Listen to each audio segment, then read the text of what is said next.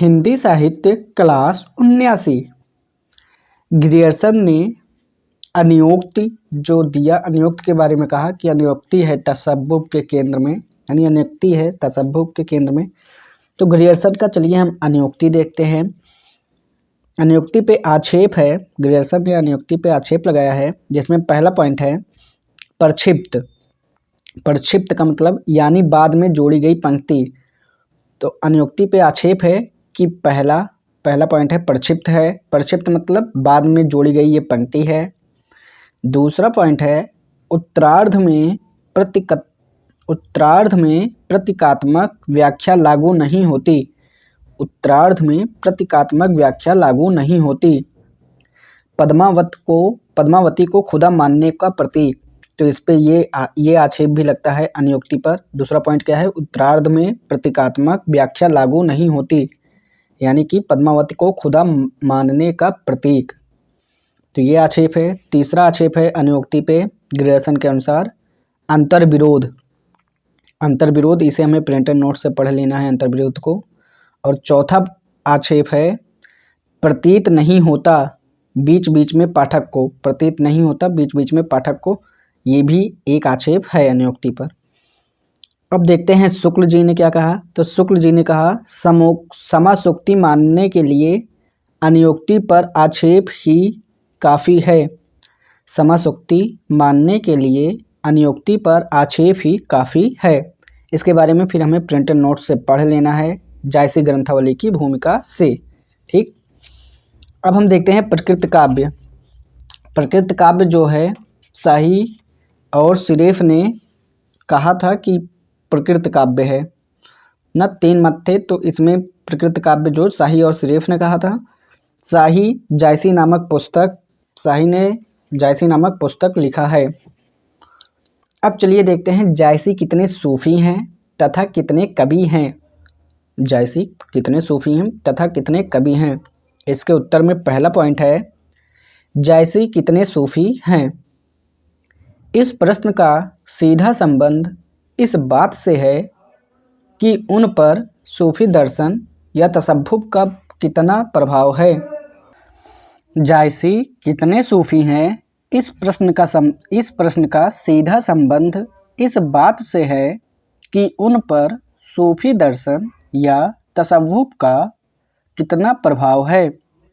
यह प्रश्न हिंदी समीक्षा में अत्यंत विवादास्पद रहा है, क्योंकि ग्रियर्सन के निगाह में वह प्रधानता सूफी हैं, शुक्ल जी के निगाह में गौड़ता सूफी हैं, जबकि शाही और सिरेफ जैसे परवर्ती आलोचकों के निगाह में उन पर सूफी प्रभाव नहीं के बराबर है।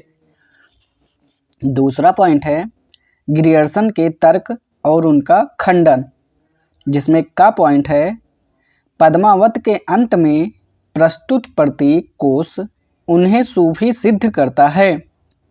पद्मावत के अंत में प्रस्तुत प्रतीक कोश उन्हें सूफी सिद्ध करता है। तन चित उर मन राजा, ये वाला जो पंक्ति है। और खा पॉइंट है जायसी की अखरावट जैसी रचनाओं में भी तसव्वुफ का भाव केंद्र में है।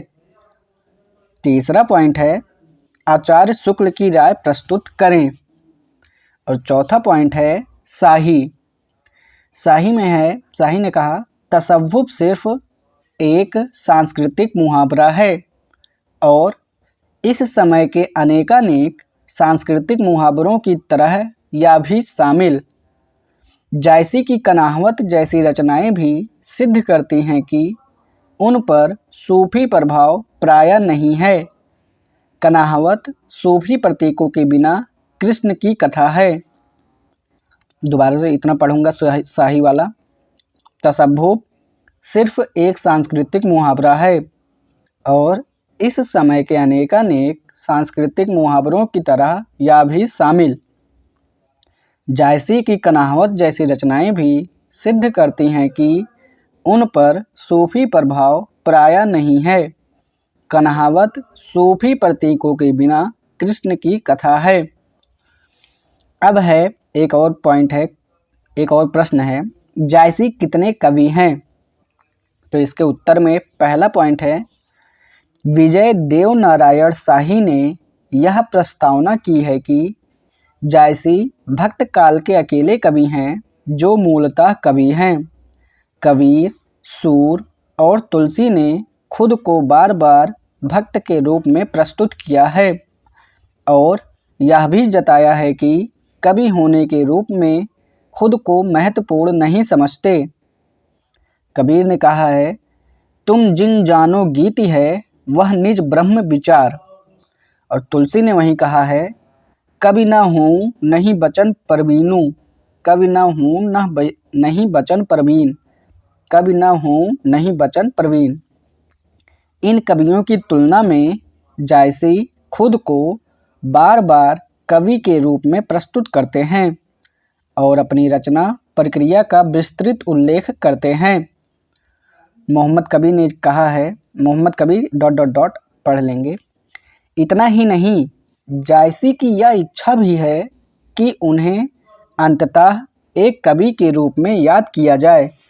वे लिखते हैं, जो यह पढ़े कहानी हम संवरे दुई बोल, जो यह पढ़े कहानी हम संवरे दुई बोल। निष्कर्ष, अब इसका क्या लिखेंगे, निष्कर्ष में है, जायसी में सूफियाना तत्व नहीं के बराबर है, वे मूलतः और अंततः कवि हैं। एक और क्वेश्चन है, पद्मावत एक रूपक काव्य के रूप में, पद्मावत एक रूपक काव्य के रूप में। इसको 3 भागों में देखेंगे, इसको 3 प्रकार में। एक है दृश्य मूलक, दूसरा है सादृश्य मूलक अर्थालंकार और तीसरा है एलगरी। तो दृश्य मूलक जो है पद्मावत एक रूपक काव्य के रूप में, दृश्य मूलक में है नाटक, सादृश्य मूलक अर्थालंकार में है उपमान और उपमेय में संबंध, यानी चरण कमल, उपमान और उपमेय में संबंध, और एलगिरी में है समानांतर कथा संरचना, समानांतर कथा संरचना। अब इसके उत्तर में हम पढ़ते हैं कि पद्मावत एक रूपक काव्य के रूप में, यह तो अप्रोच था, अब उत्तर देखते हैं शब्द के रूप में। तो पहला पॉइंट है, रूपक शब्द का प्रयोग समीक्षा में 3 अर्थों में होता है। पहले अर्थ में समस्त दृश्य काव्य अर्थात नाट्य साहित्य को रूपक कहते हैं। दूसरे अर्थ में रूपक एक सादृश्य मूलक अर्थालंकार होता है, जिसमें उपमेय का उपमान पर आरोपण किया जाता है। फिर से पढ़ूंगा इतना, रूपक शब्द का प्रयोग समीक्षा में 3 अर्थों में होता है। पहले अर्थ में समस्त दृश्य काव्य अर्थात नाट्य साहित्य को रूपक कहते हैं। दूसरे अर्थ में रूपक एक सादृश्य मूलक अर्थालंकार होता है, जिसमें उपमेय का उपमान पर आरोपण किया जाता है। और तीसरे अर्थ में रूपक काव्य उन काव्यों को कहते हैं जिनमें प्रस्तुत कथा के समानांतर अन्य कथा भी प्रवाहमान होती है। यह वही ढांचा है जिसे अंग्रेजी समीक्षा में एलगिरी कहा गया है। पद्मावत के कुछ समीक्षक इस रचना को एलगिरी के रूप में रूपक काव्य मानते हैं, जबकि कुछ का दावा है कि पद्मावत के संदर्भ में यह निष्कर्ष समुचित नहीं है। अब हम देखते हैं, इसमें है यह भूमिका जो है, या जो भूमिका था, यह भूमिका डॉक्टर नगेंद्र की पुस्तक कामायनी से चुराई गई है। कामायनी या पद्मावत के इस प्रश्न में यही भूमिका लिखें। ठीक। दूसरा पॉइंट है इस प्रश्न के उत्तर में, पद्मावत एक रूपक काव्य के रूप में। दूसरा पॉइंट है, ग्रियर्सन मानते हैं कि पद्मावत रूपक काव्य है। तन चितूर मन राजा, ये वाला एग्जाम्पल दे देना है। तीसरा पॉइंट है, वस्तुतः यह कथन प्रामाणिक नहीं है, और भी समस्याएं हैं प्रतीकों के साथ। वस्तुतः यह कथन प्रामाणिक नहीं है, और भी समस्याएं हैं प्रतीकों के साथ। और चौथा पॉइंट है शुक्ल जी का। शुक्ल जी ने कहा, पूरी रचना तो रूपक काव्य नहीं, पूरी रचना तो रूपक काव्य नहीं, किंतु बीच बीच में संकेत मिलते हैं। अतः समासूक्ति जैसे ढांचे पर रूपक काव्य माना जा सकता है। अतः समासूक्ति जैसे ढांचे पर रूपक काव्य माना जा सकता है। और 5वां पॉइंट है शाही और सिरेफ। शाही और सिरेफ कहते हैं ये बंजर विवाद है कि पद्मावत एक रूपक काव्य है कि नहीं। तो शाही और सिरेफ कहते हैं ये बंजर विवाद है। तसव्वुफ सिर्फ एक मुहावरा भर है, उससे ज़्यादा कुछ नहीं है। शाही और सिरेफ कहते हैं ये बंजर विवाद है, तसव्वुफ सिर्फ एक मुहावरा भर है, उससे ज़्यादा कुछ नहीं है। अब एक अगला क्वेश्चन हम देखते हैं। क्वेश्चन है पद्मावत की प्रतीक योजना पर निबंध। पद्मावत की प्रतीक योजना पर निबंध। तो इसके उत्तर में पहला पॉइंट है पॉल टिलिक वे विद्वान जिन्होंने प्रतीकों की सुव्यवस्थित अवधारणा प्रस्तुत की है, मानते हैं कि प्रतीक वे संकेत हैं जो अपना अतिक्रमण करके किसी अन्य वस्तु या अर्थ की ओर निर्देश करते हैं। इस अर्थ में देखें तो किसी रचना को प्रतीक काव्य तब कहा जाता है जब उसमें व्यक्त कथा स्वनिर्देशात्मक न होकर किसी अन्य कथा की ओर निर्देश करती हो। फिर से ये पूरा पॉइंट पढ़ेंगे। पॉल टिलिक वे विद्वान जिन्होंने प्रतीकों की सुव्यवस्थित अवधारणा प्रस्तुत की है, मानते हैं कि प्रतीक वे संकेत हैं जो अपना अतिक्रमण करके किसी अन्य वस्तु या अर्थ की ओर निर्देश करते हैं। इस अर्थ में देखें तो किसी रचना को प्रतीक काव्य तब कहा जाता है जब उसमें व्यक्त कथा स्वनिर्देशात्मक न होकर किसी अन्य कथा की ओर निर्देश करती हो। दूसरा पॉइंट है ग्रियर्सन मानते हैं कि पद्मावत को प्रतीक काव्य के रूप में ही समझा जा सकता है, क्योंकि प्रस्तुत कथा तसव्वुफ तक पहुँचने का माध्यम है। तन चितौर मन राजा, ये वाला एग्जाम्पल देना है। प्रतीकों का अर्थ विस्तार में समझाना है। इस पॉइंट में प्रतीकों का अर्थ विस्तार में समझाना है। तीसरा पॉइंट है शुक्ल जी मानते हैं कि कहीं कहीं प्रतीक सक्रिय हैं, विशेषता कथा के पूर्वार्ध में। शुक्ल जी मानते हैं कि कहीं कहीं प्रतीक सक्रिय हैं, विशेषता कथा के पूर्वार्ध में। और चौथा पॉइंट है शाही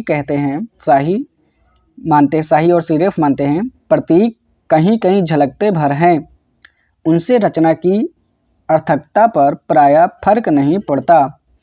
प्रतीक कहीं कहीं झलकते भर हैं, उनसे रचना की अर्थवता पर प्रायः फर्क नहीं पड़ता। प्रतीक कहीं कहीं झलकते भर हैं, उनसे रचना की अर्थवता पर प्रायः फर्क नहीं पड़ता।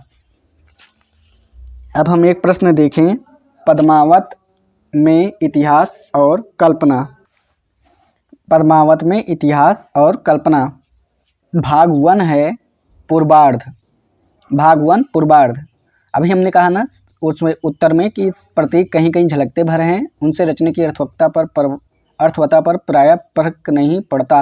लेकिन उससे पहले शुक्ल जी मानते हैं कि कहीं कहीं प्रतीक सक्रिय हैं, विशेषता कथा के पूर्वार्ध में। तो अब हम देखते हैं पद्मावत में इतिहास और कल्पना, जिसमें भाग 1 है पूर्वार्ध। ठीक, पूर्वार्ध में क्या है? दंत कथा या मिथक और कल्पना है।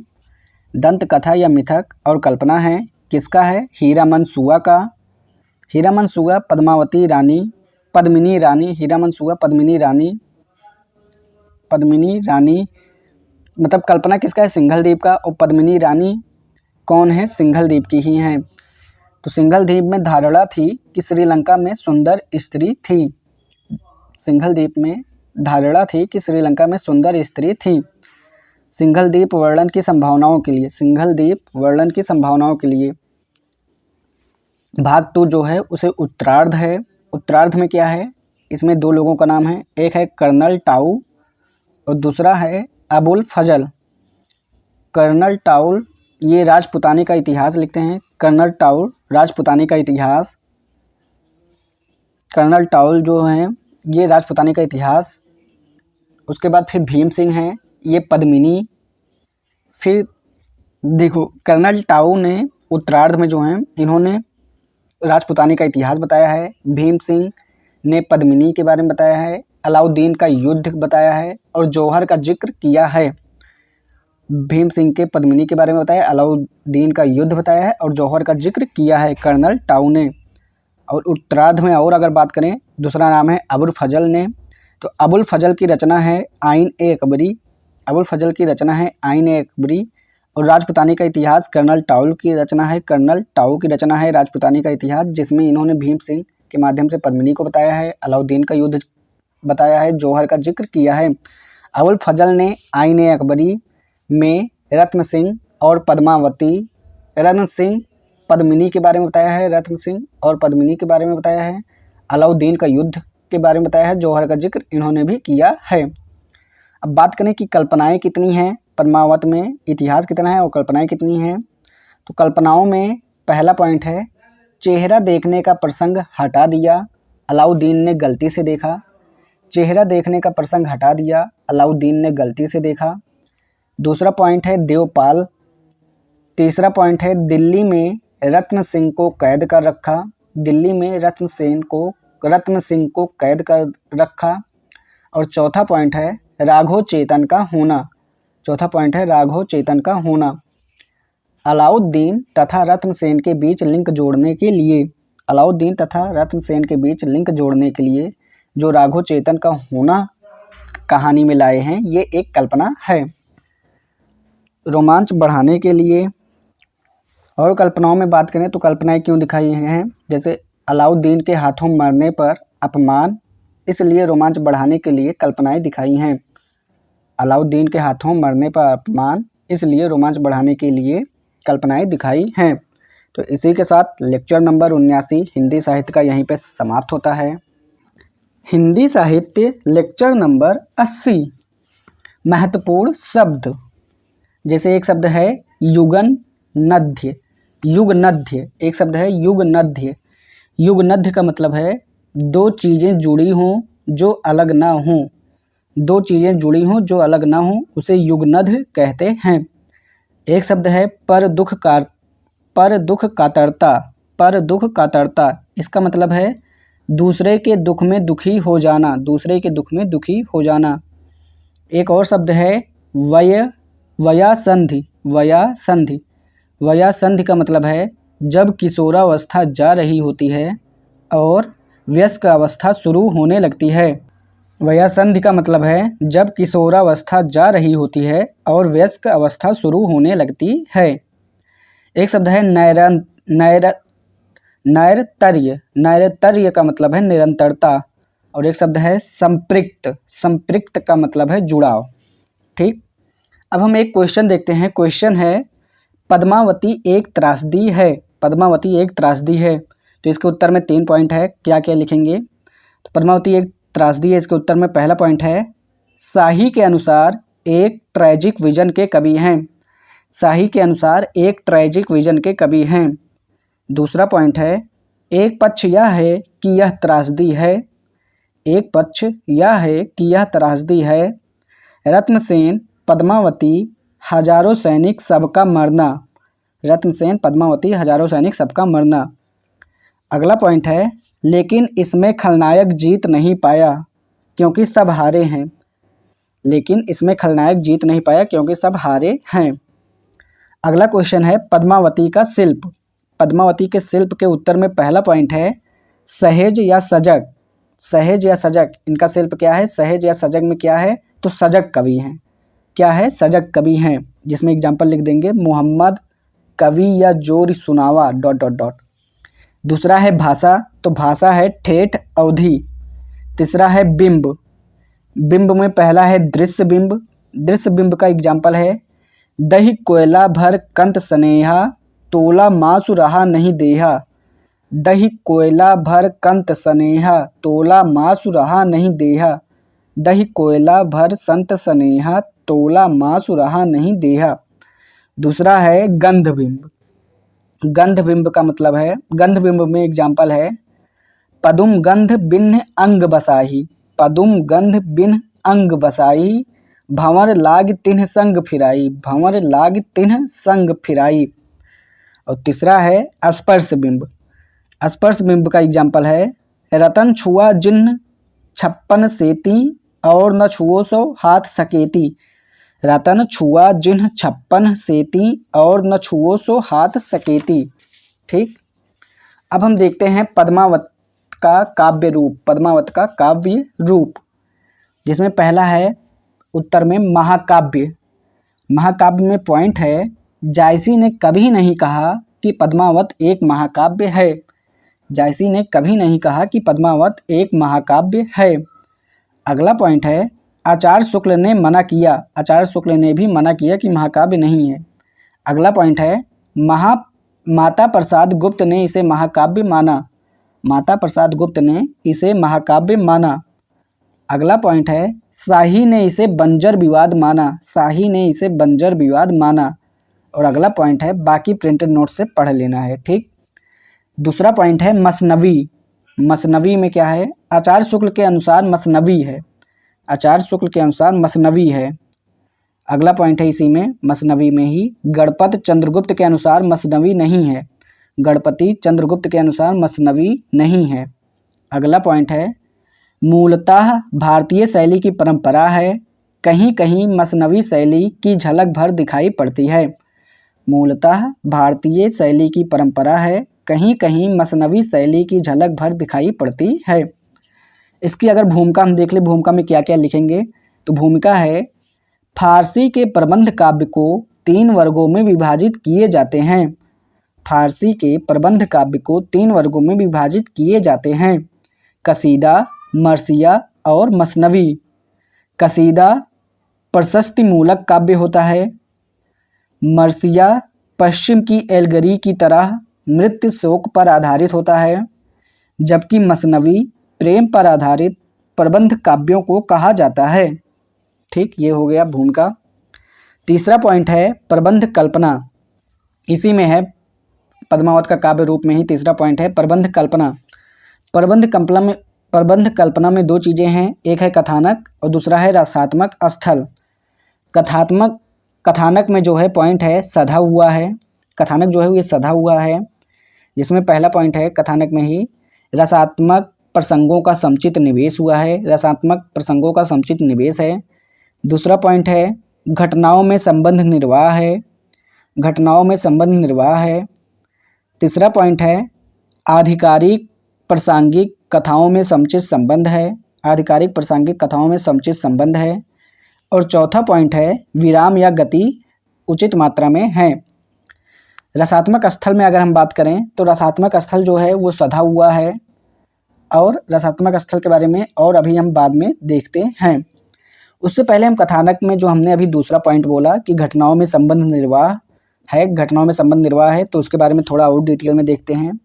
घटनाओं में संबंध निर्वाह, शुक्ल जी ने कहा कि जायसी का संबंध निर्वाह अच्छा है, शुक्ल जी ने कहा कि जायसी का संबंध निर्वाह अच्छा है। एक घटना से दूसरी घटना की श्रृंखला बधी हुई लगती है, एक घटना से दूसरी घटना की श्रृंखला बधी हुई लगती है।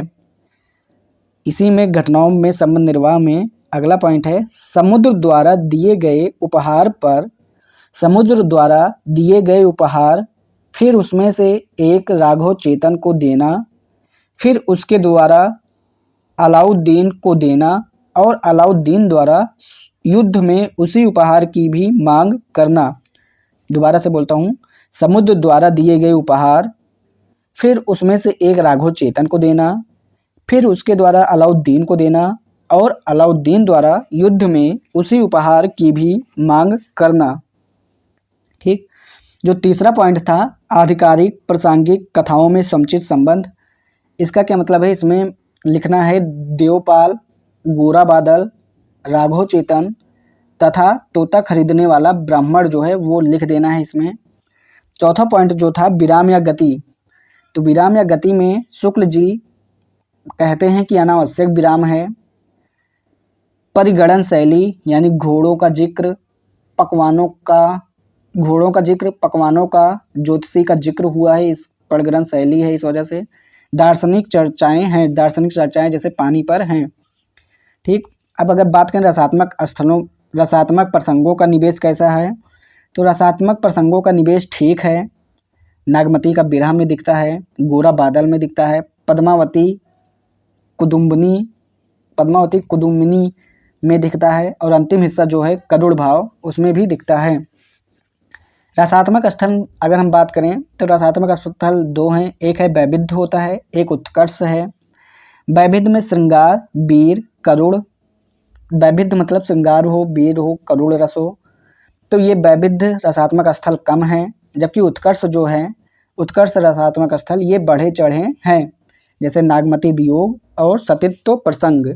ठीक, अब देखते हैं यूपीएससी में जो क्वेश्चन पूछे गए हैं उसके उत्तर का फ्रेम कैसे लिखेंगे उसका उत्तर। तो इसमें पहला प्रश्न का उत्तर है, इसमें लिखेंगे प्रेम दर्शन। प्रेम दर्शन सिर्फ तसव्वुफ वाला प्रेम नहीं, पूरे समाज को प्रेम से भर देने की कवायद है। सिर्फ तसव्वुफ वाला प्रेम नहीं, पूरे समाज को प्रेम से भर देने की कवायद है। इसमें हमें शाही का कथन लिख देना है और नागमती का बिरहा वर्णन लिख देना है। दूसरे प्रश्न के उत्तर में काव्य कला, तो काव्य कला अगर पूछे तो उसमें शिल्प लिखना है और काव्य रूप का हिस्सा छोड़ देना है। ठेठ अवधि जो है यानी भाषा तथा प्रतीक लिखें। ठेठ अवधि का मतलब, ठेठ अवधि में क्या लिखेंगे, भाषा तथा प्रतीक लिखें। जैसी सजग कवि हैं ये लिखें। 12 मासा कथानक रूढ़ि का शानदार प्रयोग हुआ है। 12 मासा कथानक रूढ़ि का शानदार प्रयोग हुआ है यानी आषाढ़ से शुरू हुआ, तो ये इसके बारे में बताएं। फिर प्रतीक में लिखेंगे। प्रतीक में क्या लिखेंगे, पद्मावत सूफी काव्य नहीं है, यह नागमती वियोग खंड से। तो पद्मावत सूफी काव्य नहीं है, यह नागमती वियोग खंड से लिख देना है। तो देखो प्रतीक योजना में क्या लिखेंगे, प्रतीक योजना में लिखेंगे पद्मावत सूफी काव्य नहीं है, यह नागमती वियोग खंड से ही समझ में आता है। अगला लिख देंगे काव्य कला में, अगला लिखेंगे ध्वस्त। ध्वस्त में क्या लिखेंगे, प्रकृति और मनुष्य का गहरा संबंध यहाँ जो दिखा वो पूरे हिंदी साहित्य में नजर नहीं आता। प्रकृति और मनुष्य का गहरा संबंध यहाँ जो दिखा वो पूरे हिंदी साहित्य में नजर नहीं आता। तीसरा पॉइंट है, तीसरे प्रश्न का उत्तर में पहला पॉइंट है, पद्मावत सूफी काव्य है या सूफी तत्व से मुक्त है, इस पर विवाद है, अतः उसमें निहित प्रेम तत्व को सिर्फ सूफी दर्शन के सहारे समझा जा सकता है या नहीं, यह विवाद्य है। दूसरा पॉइंट है, सूफी दर्शन की प्रमुख विशेषताएं 2-4 पंक्तियों में लिख देना है। तीसरा पॉइंट है, पद्मावत पर यह ढांचा कितना लागू होता है। पद्मावत पर यह ढांचा कितना लागू होता है, जिसमें का पॉइंट है, रत्नसेन साधक की भूमिका में, रत्नसेन साधक की भूमिका में, जिसमें पॉइंट है खुदा की चर्चा सुनकर बेसुध हो जाना, खुदा की चर्चा सुनकर बेसुध हो जाना। अगला पॉइंट है, मंसूर की तरह प्रसन्न होना सूली पर चढ़ते वक्त, मंसूर की तरह प्रसन्न होना सूली पर चढ़ते वक्त। और खा पॉइंट है, पद्मावती खुदा का प्रतीक, पद्मावती खुदा का प्रतीक, यानी बहुत सारे संकेत, समुद्र से पैर टच, ये सब लिख देना है। और गा पॉइंट है, रत्नसेन की साधना प्रक्रिया, रत्नसेन की साधना प्रक्रिया यानी कल्क दिल पर आधारित है, बुद्धि या अक्ल पर नहीं। रत्नसेन की साधना प्रक्रिया दिल पर आधारित है, बुद्धि या अक्ल पर नहीं। चौथा पॉइंट है, किंतु पद्मावत का संपूर्ण प्रेम तत्व, किंतु पद्मावत का संपूर्ण प्रेम तत्व सूफी दर्शन के ढांचे पर नहीं समझा जा सकता, किंतु पद्मावत का संपूर्ण प्रेम तत्व सूफी दर्शन के ढांचे पर नहीं समझा जा सकता। जिसमें का पॉइंट है, नागमती के विरह को जिस निगाह से देखा गया वह सूफी दर्शन से असंभव है। नागमती के विरह को जिस निगाह से देखा गया वह सूफी दर्शन से असंगत है। 10वें प्रश्न के उत्तर में लिखेंगे, भावों की गंभीरता में लिखेंगे नागमती का विरह, दोनों रानियों का सती होना। और ठेठ अवधी भाषा में लिखेंगे माहवट नीरू और दवंगरा। ठीक, उनके बारे में 11वें प्रश्न के उत्तर में लिखेंगे प्रेम। प्रेम जो है, प्रेम में लिखेंगे प्रेम दर्शन नागमती का बिरहा। और दर्शन में लिखेंगे प्रेम के माध्यम से समाज को एक करना या बांधना प्रेम ही दर्शन है। प्रेम के माध्यम से समाज को एक करना या बांधना प्रेम ही दर्शन है। 13 प्रश्न का उत्तर में लिखेंगे सौंदर्य।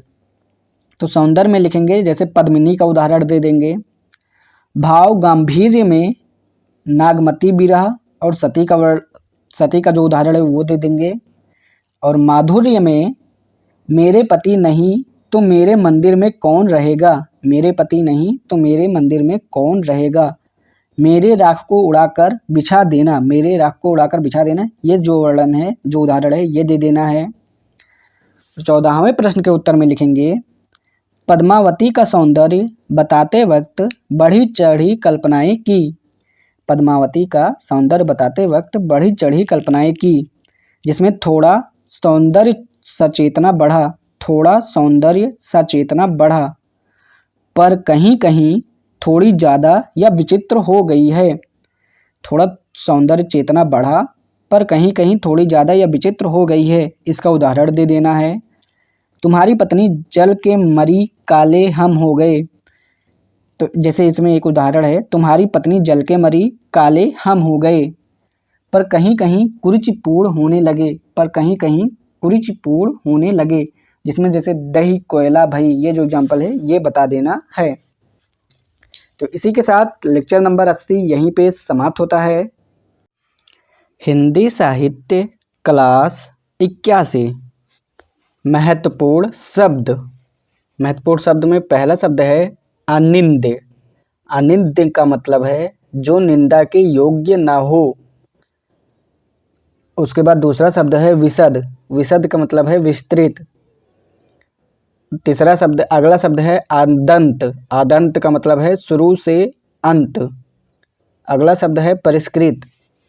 परिष्कृत का मतलब है शुद्ध किया हुआ। अगला शब्द है अतिरंजना। अतिरंजना का मतलब है बढ़ा चढ़ाकर पेश करना।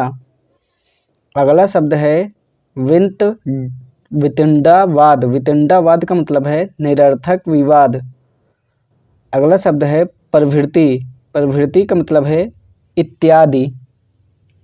अगला शब्द है वर्ण्य वस्तु। वर्ण्य वस्तु का मतलब है संवेदना। अगला शब्द है रसोद्रेक। रसोद्रेक का मतलब है रस का ऊंचे स्तर तक उठना। और अगला शब्द है वैमनस्य। वैमनस्य का मतलब है शत्रुता का भाव। अगला शब्द है मूर्धन्य। मूर्धन्य का मतलब है विद्वान। अगला शब्द है आलंबन विभाव। आलंबन विभाव का मतलब है जिस व्यक्ति या वस्तु के प्रति भाव पैदा हुआ। और अगला शब्द है उद्दीपन विभाव। उद्दीपन विभाव का मतलब है वे सभी कारक जो आलंबन विभाव को प्रेरित करें। अब चलिए हम देखते हैं जो यूपीएससी में क्वेश्चन पूछे गए हैं। तो यूपीएससी में 9वां क्वेश्चन है कल्पना में इतिहास। तो कल्पना में इतिहास, चलिए इसके उत्तर को हम देखते हैं। तो उत्तर में पहला पॉइंट है कल्पना में इतिहास को, पहले माना जाता था कि पद्मावत में इतिहास में कल्पना शामिल हुई है, किंतु कुछ मात्रा में शुक्ल जी ने तथा बाद में शाही ने सिद्ध किया कि पद्मावत मूलतः कल्पना है जिसमें इतिहास को जोड़ा गया। शाही का दावा है कि इतिहास भी गहराई से नहीं पैबंध के रूप में जोड़ा।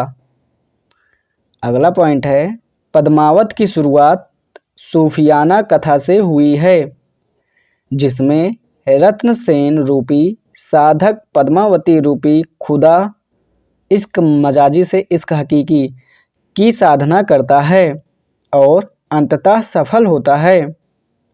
यहाँ तक का सारा हिस्सा लोक कथाओं तथा कल्पनाओं पर टिका है जिसका इतिहास से कोई वास्ता नहीं।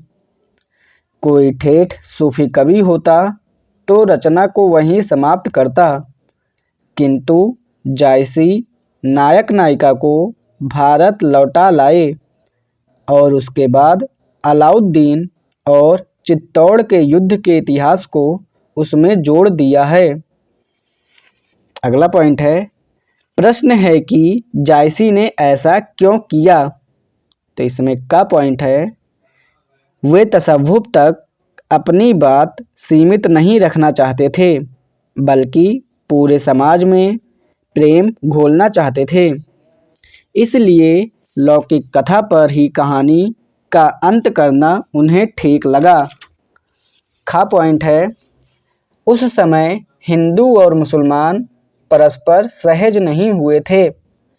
गंगा जमुनी तहजीब अभी बनने की प्रक्रिया में ही थी। अलाउद्दीन जैसे क्रूर शासकों की सोमनाथ ध्वंस जैसी कहानियाँ हिंदू घरों में चिंता का सबक बनी थी। इस माहौल में जायसी ने मुसलमान होने के बावजूद अलाउद्दीन को खलनायक के रूप में दिखाया और रत्नसेन और पद्मावती को लेखकीय सहानुभूति के साथ चित्रित किया। यहाँ तक कि रत्नसेन को अच्छा दिखाने के लिए कुछ इतिहास प्रचलित तथ्यों को तोड़ मरोड़ दिया। शर्त नहीं रखी। देवपाल की कल्पना, देखो तोड़ मरोड़ दिया, उसमें एग्जाम्पल कौन सा है, शर्त नहीं रखी, देवपाल की कल्पना वाला। जब हिंदू पाठकों ने इस कथा को पढ़ा और अलाउद्दीन के निरर्थकता बोध को देखा तो उन्हें गहरे घावों पर ठंडा मलहम लगने की अनुभूति हुई। गा पॉइंट है, इतिहास के लोक प्रचलित तथ्य, विशेषतः निकट और कटु इतिहास के तथ्य पाठक की चेतना को गहराई से प्रभावित करते हैं। इसलिए इतिहास का पैबंद लगाने से जायसी सामान्य पाठक के नज़दीक आ पाए हैं। अब एक क्वेश्चन 12 है जो पूछा गया है, वो है विप्रलंभ श्रृंगार, विप्रलंभ श्रृंगार, जिसके उत्तर में पहला पॉइंट है, सिद्धांततः विरह की शुरुआत प्रेम के बाद होनी चाहिए, किंतु पद्मावत में विरह को प्रेम से पहले भी दिखाया गया है, जिसे पूर्वराग कहते हैं। आचार्य शुक्ल इसे मसनवी प्रभाव कहते हैं, जो भारत की विरह परंपरा में सामान्यता नहीं मिलती है। दूसरा पॉइंट है, भारतीय परंपरा में सामान्यता विरह स्त्रियों में ही दिखाने की प्रवृत्ति रही है। भारतीय परंपरा में सामान्यता विरह स्त्रियों में ही दिखाने की प्रवृत्ति रही है, किंतु जायसी ने सूफी प्रभाव ग्रहण करते हुए इसे तोड़ा है और नायक को गहरे विरह में दिखाया है। अगला पॉइंट है यानी तीसरा पॉइंट है, सूफी प्रतीकों की दृष्टि से नागमती का विरह दिखाना एक त्रुटि मानी जा सकती है, किंतु जायसी सिर्फ तसव्वुफ को साधना ही नहीं चाहते थे, इसीलिए उन्होंने नागमती के विरह का चित्रण भी लेखकीय सहानुभूति के साथ किया है। जायसी की काव्य दृष्टि, अब हम देखते हैं जायसी की काव्य दृष्टि, जिसमें पहला पॉइंट है, अकेले भक्त कवि जो मूलतः कवि हैं, जीवन का उद्देश्य ही यह है कि लोग उनको कवि के रूप में याद करें। जो या पढ़े कहानी हम संवरे दुई बोल। अगला पॉइंट है यानी दूसरा पॉइंट है, ट्रेजिक विजन की कवि हैं, ट्रेजिक विजन के कवि हैं। वो चाहते हैं उनकी कविताएं पढ़ के लोग विरेचन की स्थिति में आएं और उनके आंसुओं के साथ वह नफरत बह जाए जो समाज में वैमनस्य घोलती है। मोहम्मद कवि या प्रेम का ... सुना तो आए आंसू। तीसरा पॉइंट है, जायसी ने अपनी रचना प्रक्रिया पर भी बात की है। यह रचना प्रक्रिया रीतकाल के कवियों की तरह ढेल सो बनाए वाली प्रक्रिया नहीं है। यह वह प्रक्रिया है जिसमें लेखक को अपने खून और आंसू मिलाकर कविता बनानी पड़ती है। मोहम्मद कवि या जोरी ... नैनन जल भई, यानी दूसरी पंक्ति जो है वो एग्जाम्पल है। चौथा पॉइंट है, जायसी चाहते हैं कि उनकी कविता पढ़कर समाज से नफरत और उन्माद खत्म हो जाए और सभी लोग प्रेम भाव से रह सकें। 100 वर्ष पूर्व कबीर दास ने पंडों और मुल्लों को फटकारा था। अब जायसी उन समाजों को प्यार का पाठ पढ़ाना चाहते थे। उनका दावा है कि उनकी कविता में निहित प्रेम के पीर सुनने के बाद पाठक प्रेम करने के काबिल हो जाएगा। मोहम्मद कवि या जोरी सुनावा ... प्रेम कर पावा। अब देखते हैं जायसी की जीवन दृष्टि। जायसी की जीवन दृष्टि, जिसमें पहला पॉइंट है, जीवन का उद्देश्य निरर्थक झगड़ों में शामिल होना नहीं है, क्योंकि अंततः कुछ भी अस्थायी नहीं है। अलाउद्दीन जैसा प्रतापी राजा भी मरने को बाध्य है, रत्नसेन और पद्मिनी भी। ऐसे में जीवन का एक ही उद्देश्य है, कुछ ऐसा करके जाना कि लोग अच्छे भाव से याद करें। फूल मरे पर मरे न बासु।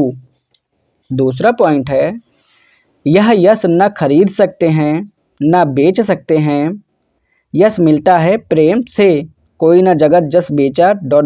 मोल। यह यश न खरीद सकते हैं न बेच सकते हैं, यश मिलता है प्रेम से। तीसरा पॉइंट है, प्रेम ही जीवन का सार है। जीवन में प्रेम है तो यही जीवन बैकुंठी है, और प्रेम नहीं तो एक मुट्ठी राख है। मानुष प्रेम भयो बैकुंठी ... तीसरा पॉइंट है, जीवन का उद्देश्य सिर्फ अध्यात्म में डूबना नहीं है, संसार और अध्यात्म को साथ साधने में है। इसलिए जायसी उन सूफियों से अलग हैं जो सिर्फ तसव्वुफ को लेकर चलते हैं। युग्मनय शाही का कथन। चौथा पॉइंट है, समन्वय चेतना के साथ ही अच्छा जीवन जिया जा सकता है। शुक्ल जी की भाषा में कहें तो हम विरुद्धों का सामंजस्य करके ही आगे बढ़ सकते हैं। हिंदू मुस्लिम साधनात्मक और भावनात्मक रहस्यवाद आदि का। हिंदू मुस्लिम साधनात्मक और भावनात्मक रहस्यवाद आदि। अब हम देखते हैं पद्मावत में प्रवृत्ति चित्रण पर विचार। पद्मावत में प्रवृत्ति चित्रण पर विचार, जिसमें पहला पॉइंट है, प्रकृति चित्रण की दृष्टि से पद्मावत एक महत्वपूर्ण रचना है। प्रकृति चित्रण की दृष्टि से पद्मावत एक महत्वपूर्ण रचना है।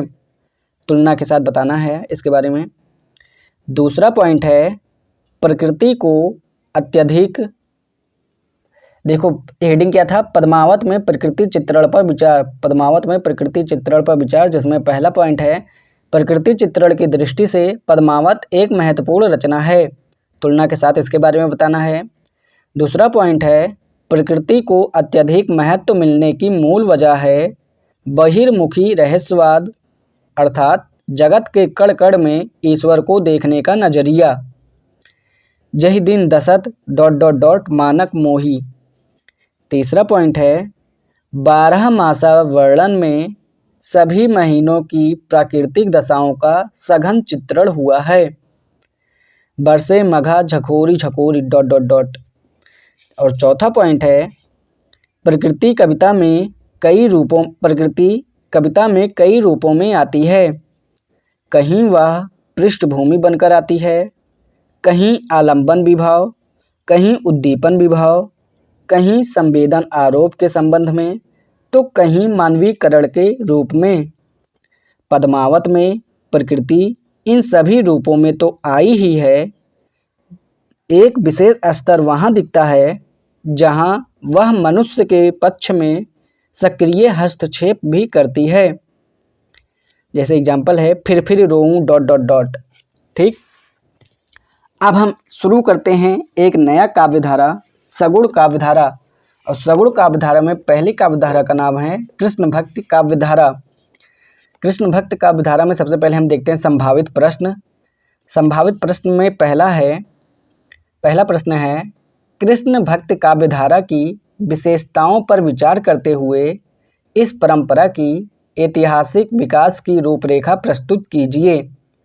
3 स्टार। दूसरा प्रश्न है अष्टछाप, 5 स्टार। तीसरा प्रश्न है पुष्टि मार्ग, 4 स्टार। चौथा प्रश्न है कृष्ण भक्ति काव्यधारा का दार्शनिक आधार, 2 स्टार। पांचवा प्रश्न है कवियत्री मीराबाई, 2 स्टार।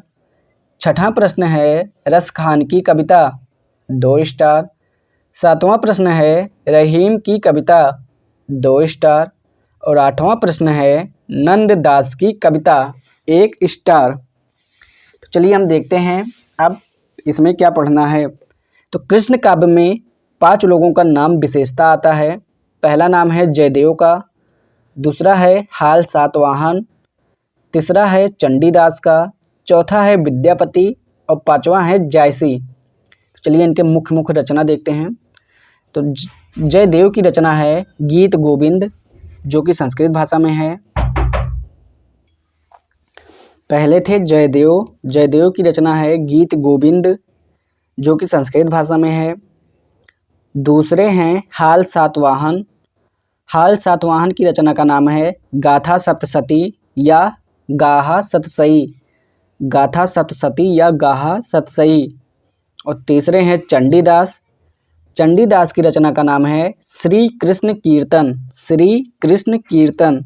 जो कि बांग्ला में है। चंडीदास की रचना का नाम है श्री कृष्ण कीर्तन, जो कि बांग्ला में है। चौथे कवि हैं विद्यापति, जिनकी रचना का नाम है पदावली, जो कि मैथिली या हिंदी में है। पदावली या मैथिली या हिंदी। और पांचवें हैं जायसी की रचना का नाम है कन्हावत। जायसी क्या है? कन्हावत। तो पहले हैं जयदेव की रचना का नाम गीत गोविंद। दूसरे हैं हाल सातवाहन की रचना का नाम गाथा सप्तशती या गाहा सतसई। तीसरे हैं चंडीदास की रचना का नाम श्री कृष्ण कीर्तन, जो कि बांग्ला में है। चौथे हैं विद्यापति, जिनकी रचना का नाम है पदावली, जो कि मैथिली या हिंदी में है। और पांचवें हैं जायसी, जिनकी रचना का नाम है कन्हावत। अब हम देखते हैं भक्तकाल में। तो भक्तकाल में जो पहले हैं सबसे पहले देखते हैं अष्टछाप या अष्टसखा के बारे में, जिन्हें अष्टछाप या अष्टसखा कहते हैं। तो अष्टछाप या अष्टसखा जो है ये 8 कवियों का संग्रह है, जिसमें 4 कवि वल्लभाचार्य के हैं और 4 कवि वल्लभाचार्य के, यानी 4 शिष्य वल्लभाचार्य के हैं और 4 शिष्य विट्ठलनाथ के हैं। और अष्टछाप या अष्टसखा जो 8 कवियों का संग्रह जिसने किया वो गोकुलनाथ ने किया। सबसे पहले इन 8 कवियों ने कृष्ण काव्य लिखा। तो ये जो 8 कवि हैं इन्होंने ही सबसे पहले कृष्ण काव्य लिखा। तो वल्लभाचार्य के 4 शिष्य जो कि अष्टछाप में हैं, उनके नाम हैं सूरदास, परमानंद दास, कुंभन दास, कृष्णदास। सूरदास, परमानंद दास, कुंभन दास, कृष्णदास। सूरदास, परमानंद दास, कुंभन दास, कृष्णदास। और फिर अगले 4 जो हैं विट्ठलनाथ के शिष्य, वो हैं नंददास, चतुर्भुज दास, गोविंद स्वामी, छीत स्वामी। नंददास, चतुर्भुज दास, गोविंद स्वामी, छीत स्वामी। तो 8 कवि कौन कौन से हैं, फिर से दोबारा से बोलूँगा। सूरदास, परमानंद दास, कुंभन दास, कृष्णदास, नंददास, चतुर्भुज दास, गोविंद स्वामी, छीत स्वामी। सूरदास, परमानंद दास, कुंभन दास, कृष्णदास, नंददास, चतुर्भुज दास, गोविंद स्वामी, छीत स्वामी। तो इसी के साथ लेक्चर नंबर 81 हिंदी साहित्य का यहीं पे समाप्त होता है। हिंदी साहित्य लेक्चर 82। लेक्चर 81 में हमने देखा भक्ति काल को हमने 2 भागों में बांटा। पहले उसमें हमने देखा अष्टछाप या अष्टसखा। उसके बाद दूसरा है संप्रदाय निरपेक्ष। दूसरा क्या है? संप्रदाय निरपेक्ष। तो भक्त काल में जो पहले हैं यानी अष्टसाप या अष्टसखा, तो इसमें वल्लभाचार्य के 4 शिष्य हैं और विट्ठलनाथ के 4 शिष्य हैं। वल्लभाचार्य के 4 शिष्य हैं सूरदास, परमानंद दास, कुंभन दास, कृष्णदास। और विट्ठलनाथ के 4 शिष्य हैं नंददास, चतुर्भुज दास, गोविंद स्वामी, छीत स्वामी। सबसे पहले इन 8 कवियों ने कृष्ण काव्य लिखा, ठीक है। और दूसरा जो है संप्रदाय निरपेक्ष। संप्रदाय निरपेक्ष में 4 लोगों का नाम आता है। एक है रसखान, उसके बाद है मीरा, फिर रहीम और फिर जायसी। संप्रदाय निरपेक्ष में 4 लोगों का नाम रसखान, मीरा, रहीम, जायसी। रसखान, मीरा, रहीम, जायसी, ये लोग संप्रदाय निरपेक्ष हैं। अब हम लेक्चर 82 में देखते हैं महत्वपूर्ण शब्द। पहला शब्द है पुनरावलोकन। पुनरावलोकन का मतलब होता है पुनर्विलोकन, मतलब रिव्यू करना। एक शब्द है पुनरीक्षण। पुनरीक्षण का इंग्लिश होता है रिव्यू, इसका भी इंग्लिश होता है रिव्यू। पुलक, एक शब्द है पुलक। पुलक मतलब होता है तीव्र प्रसन्नता का भाव। एक शब्द है कपोल। कपोल का मतलब है गाल। एक शब्द है प्रत्यंचा। प्रत्यंचा का मतलब है धनुष की रस्सी। एक शब्द है दावाग्नि। दावाग्नि का मतलब है जंगल में लगने वाली आग। एक शब्द है कांता भाव।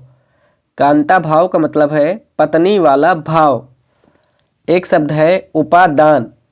उपादान का मतलब है रॉ मटेरियल यानी साधन। एक शब्द है अपादान।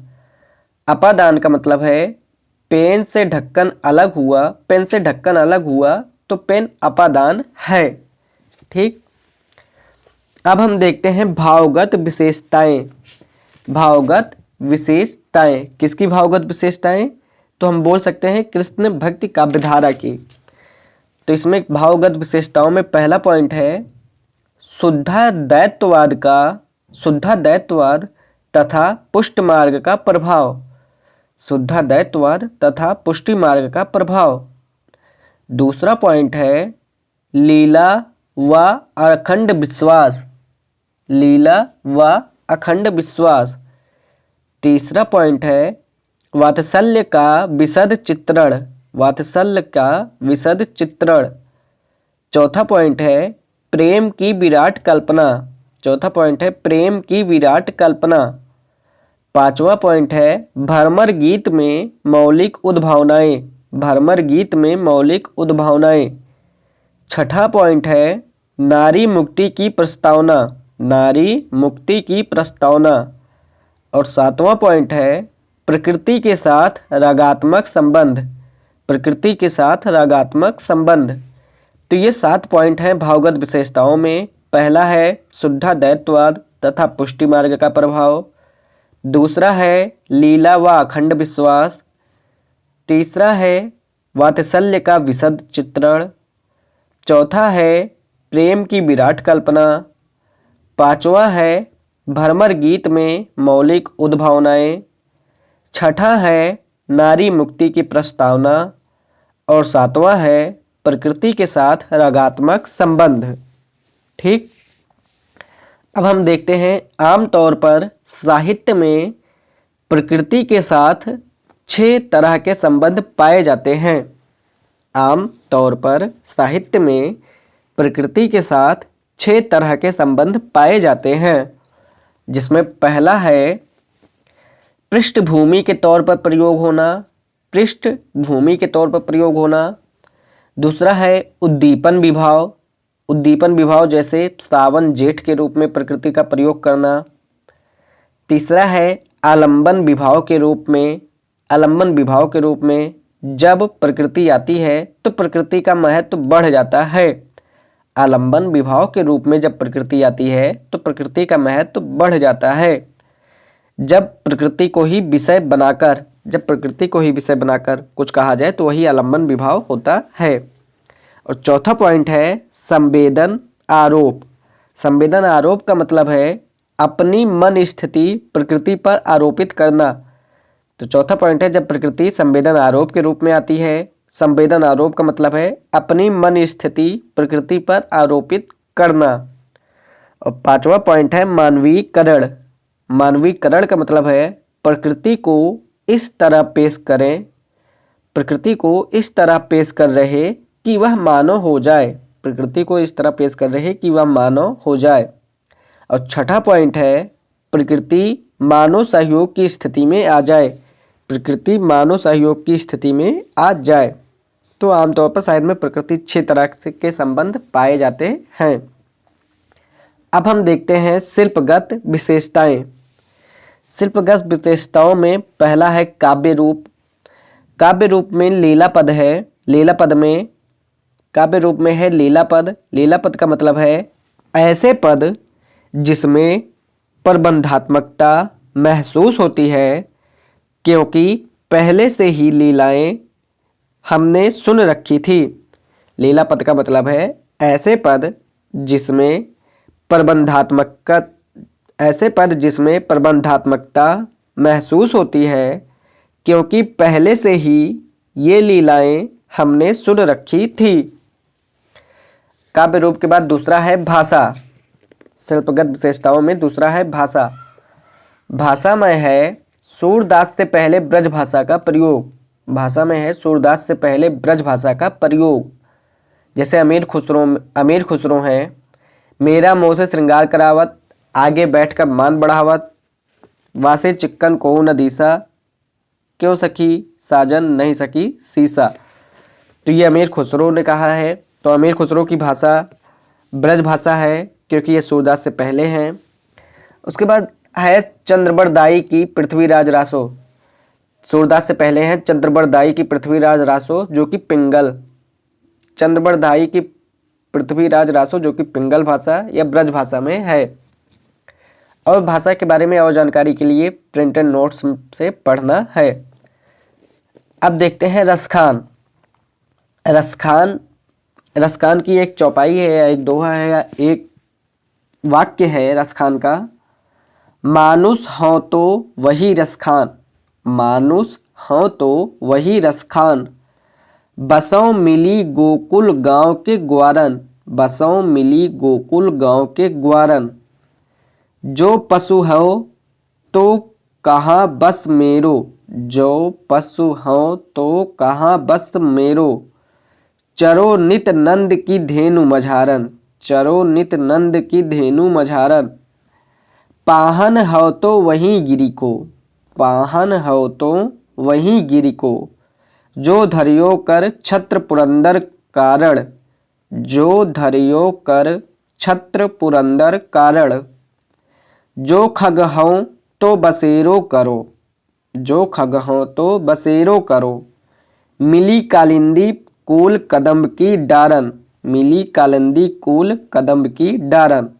इसका अर्थ है हे प्रभु अगर मुझे मनुष्य बनाओ तो गोकुल में बसु ग्वालों के, हे प्रभु अगर मुझे मनुष्य बनाओ तो गोकुल में बसूं ग्वालों के साथ रहूं, अगर जानवर बनाओगे तो मेरा बस नहीं, चरूंगा तो नंद की पशु बनकर, इंद्र के कारण जो पर्वत उठाया था उसी का पत्थर होना चाहता हूँ, और अगर पक्षी बनाना तो रहूंगा वहीं जहाँ कालिंदी कदम की डार हो।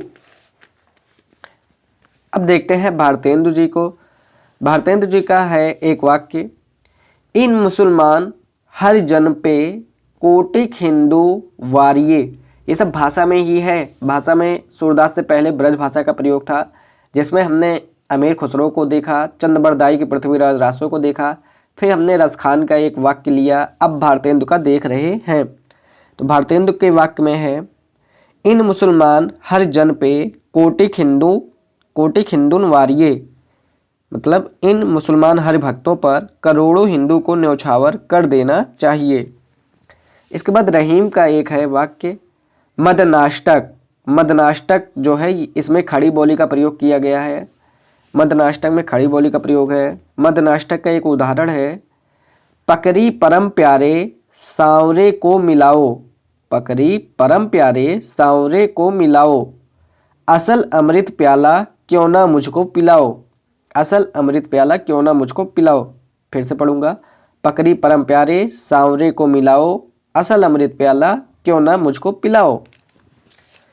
अब रहीम का देखते हैं, रहीम का ही और अगर देखें उदाहरण वाक्य, रहीमन पानी राखिए बिन पानी सब सून, पानी बिनु न उबरे मोती मानो सून।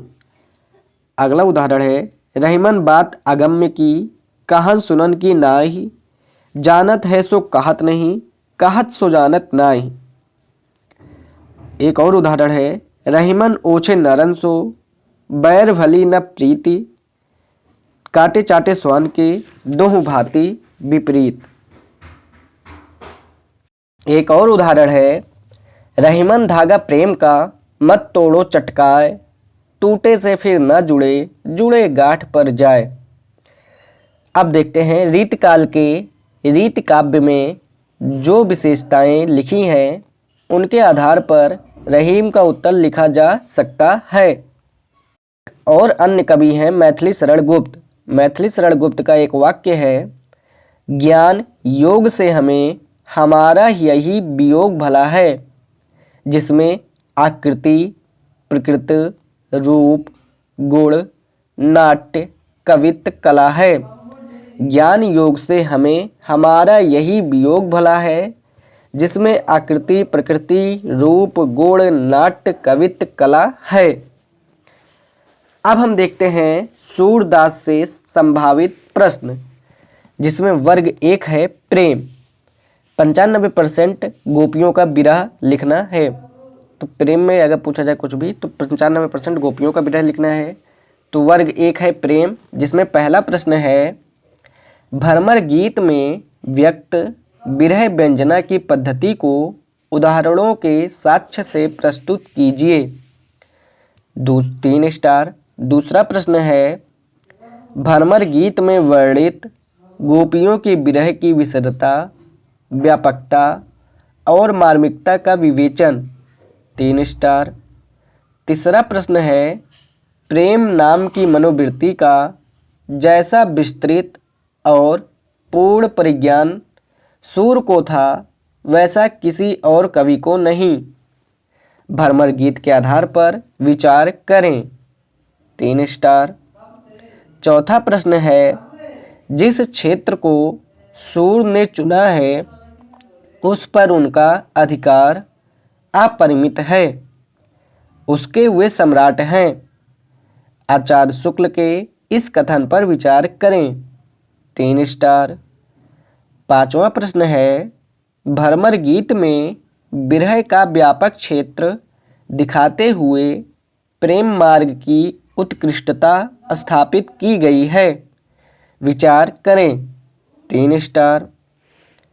वर्ग 2 है भक्ति और सगुण निर्गुण विवाद, जिसमें पहला प्रश्न है, भ्रमर गीत के आधार पर भक्ति पद्धति का विवेचन कीजिए। 2 स्टार। दूसरा प्रश्न है, भ्रमर गीत के बहाने भ्रमर गीत के बहाने निर्गुण उपासना की धज्जियां उड़ाने में सूर ने कोई कसर नहीं छोड़ी है, शुक्ल जी के इस कथन पर विचार करें। 4 स्टार।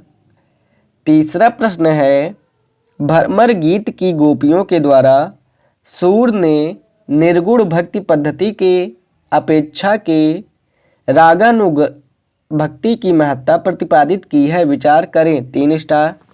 ये प्रश्न दोबारा से पढ़ूंगा। भ्रमर गीत की गोपियों के द्वारा सूर ने निर्गुण भक्ति पद्धति के अपेक्षा रागानुगा भक्ति की महत्ता प्रतिपादित की है, विचार करें। 3 स्टार। चौथा प्रश्न है, भ्रमर गीत में ज्ञान मार्ग और गंतव्य मुक्ति पर राग प्रेम मार्ग और साध्य भक्ति की विजय निरूपित की गई है, तर्क व प्रमाण से सिद्ध कीजिए। 2.5 स्टार। पांचवा प्रश्न है, भ्रमर गीत में निहित गोपियों का पक्ष तर्क एवं उदाहरणों की पीठिका पर उपस्थापित कीजिए। भ्रमर गीत में निहित गोपियों का पक्ष, तर्क एवं उदाहरणों की पीठिका पर प्रतिस्थापित कीजिए। 3 स्टार। वर्ग 3 है शिल्प, जिसमें पहला प्रश्न है भ्रमर गीत में वचन की भाव प्रेरित वक्रता द्वारा प्रेम प्रसूत अंतर्वृत्तियों का उद्घाटन परम मनोहर है, विचार करें। 4 स्टार। दूसरा प्रश्न है भ्रमर गीत सूर सागर का एक मर्मस्पर्शी और वाग्वैदग्ध्य पूर्ण अपनी बातों से जलाना अंश है, जो व्रजंगनाओं की वचन वक्रता, उपालंभ, तन्मयता, संवाद शैली आदि दृष्टियों से हिंदी साहित्य में अपना विशेष स्थान रखता है। इस उक्ति के संबंध में अपने पक्ष को तर्क और प्रमाण के साथ पुष्ट करें। 3.5 स्टार। तीसरा प्रश्न है भ्रमर गीत के शिल्प पर निबंध, 2.5 स्टार।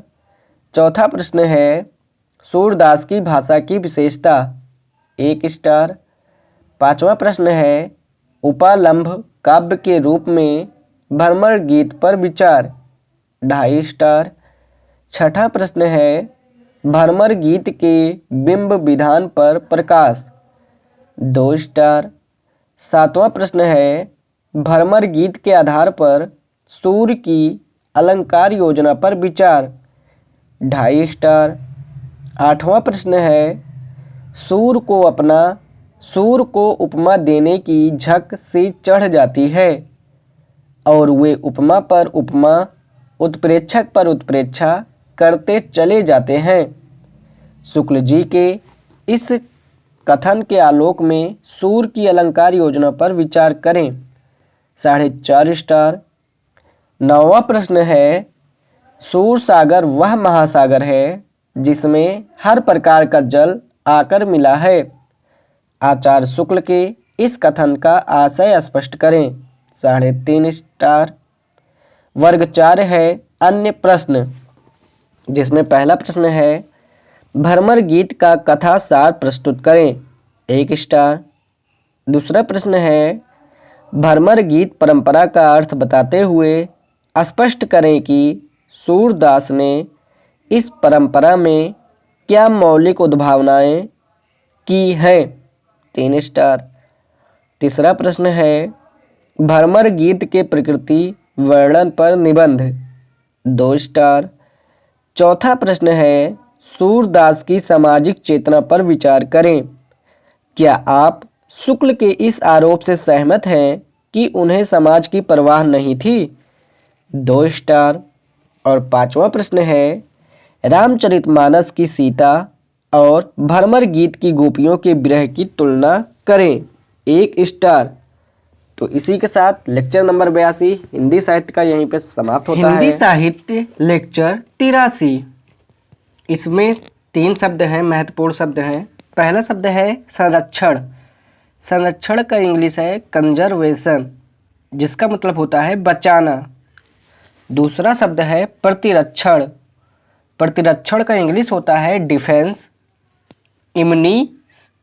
डिफेंस एक होता है इंग्लिश, एक होता है इम्यूनिसेशन, जिसका मतलब होता है प्रतिरक्षण का मतलब होता है इंग्लिश में, हिंदी में किसी से बचने की प्रक्रिया। एक शब्द है परिरक्षण। परिरक्षण का इंग्लिश है प्रजर्वेशन, जिसका मतलब है किसी वस्तु को बचाना, समय उम्र बढ़ाना, तो ये होता है परिरक्षण। ठीक। सूर सागर का छोटा हिस्सा भ्रमर गीत के चुने गए कविताओं को आचार्य शुक्ल ने भ्रमर गीत सार बनाया। जैसे कि परिरक्षण में एक एग्जाम्पल जैसे मैंने बोल दिया, सूर सागर का छोटा हिस्सा भ्रमर गीत के चुने हुए कविताओं को आचार्य शुक्ल ने भ्रमर गीत सार बनाया। अब हम देखते हैं प्रेम या भक्ति। प्रेम या भक्ति के 3 प्रकार हैं, वात्सल्य, सख्य, श्रृंगार या प्रेम या रति भाव। ठीक। वात्सल्य 2 प्रकार से हैं। तो वात्सल्य की अगर बात करें तो वात्सल दो प्रकार से हैं, एक संयोग एक वियोग। तो संयोग नहीं है, भ्रमर गीत सार में संयोग नहीं है। वियोग में अगर बात करें तो कहीं कहीं यशोदा का भी वियोग देखने को मिलता है, कहीं कहीं यशोदा का भी वियोग देखने को मिलता है। सख्य प्रेम या भक्ति की बात करें तो ये भी दो प्रकार से होता है, संयोग वियोग। तो संयोग इसमें भी नहीं है। वियोग में अगर बात करें तो थोड़ी मात्रा में है, कहीं कहीं ग्वाले भी अपने वियोग की बात करते हैं। श्रृंगार या प्रेम या रति भाव भी दो प्रकार से हैं, एक है संयोग एक है वियोग। संयोग में बात करें तो मिलन नहीं है, मिलन नहीं है। वियोग में बात करें तो विप्रलंभ प्रवाह, विप्रलंभ विरह, विप्रलंभ विरह, यानी भ्रमर गीत वियोग श्रृंगार की कविता है, भ्रमर गीत वियोग श्रृंगार की कविता है। अगर सूरसागर पर प्रश्न आए तो वात्सल्य 15%, 15%, सख्य 10% तथा श्रृंगार 25% लिखना है, ठीक।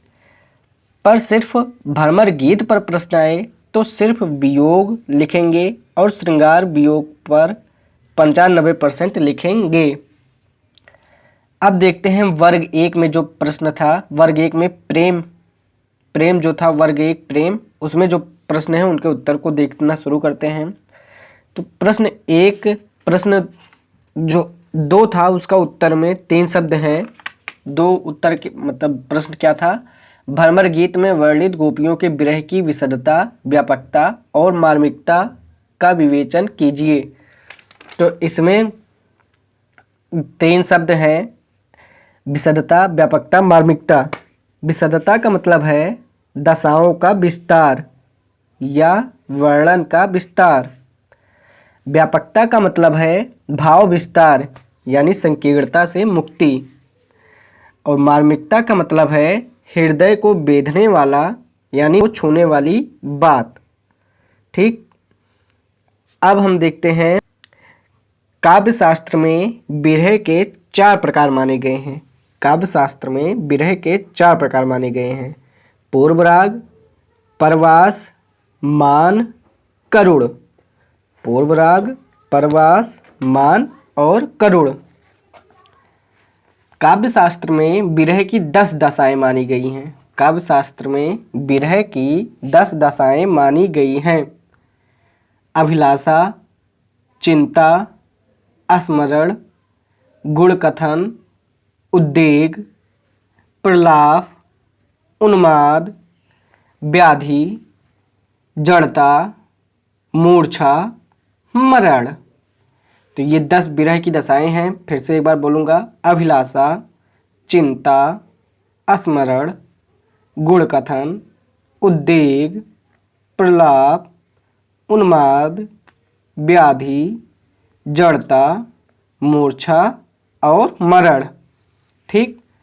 अभिलाषा का मतलब है कब आएगा, चिंता मतलब परेशान होना, स्मरण मतलब याद आ रही है, गुण कथन मतलब खिसकने की शुरुआत, उद्वेग मतलब पागलपंती करना, प्रलाप मतलब आवाज़ और आंसुओं के साथ रोना, उन्माद मतलब होश न रहना, कपड़े गंदे, बाल बड़े बड़े, और व्याधि मतलब डिप्रेशन, ठीक।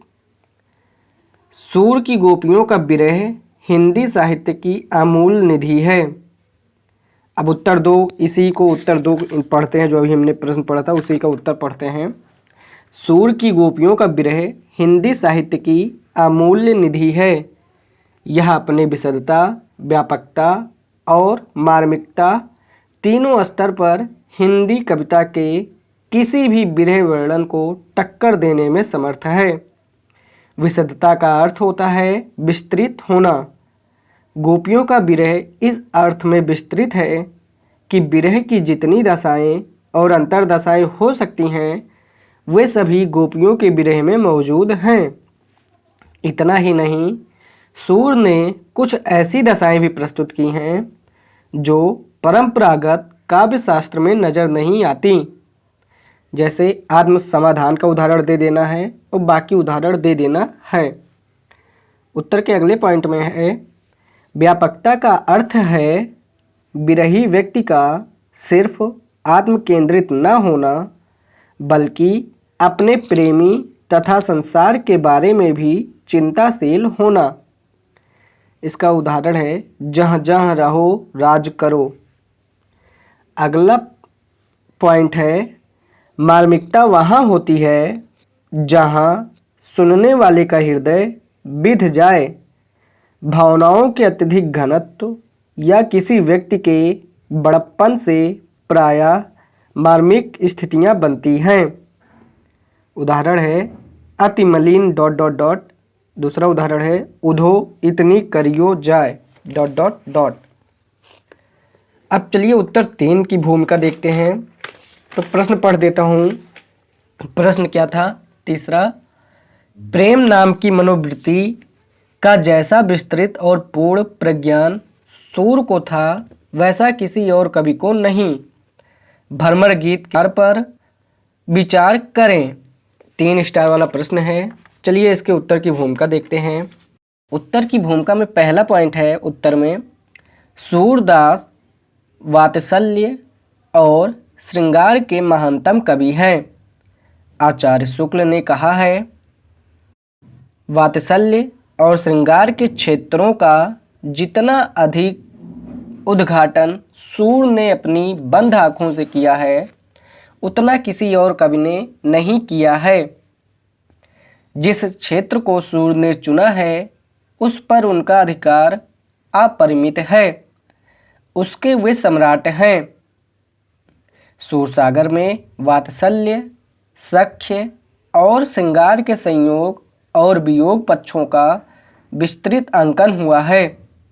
भ्रमर गीत चूँकि विरह केंद्रित काव्य है और इसमें विरह भी सिर्फ राधा और गोपियों का है, अतः यह विप्रलंभ श्रृंगार का महान काव्य है।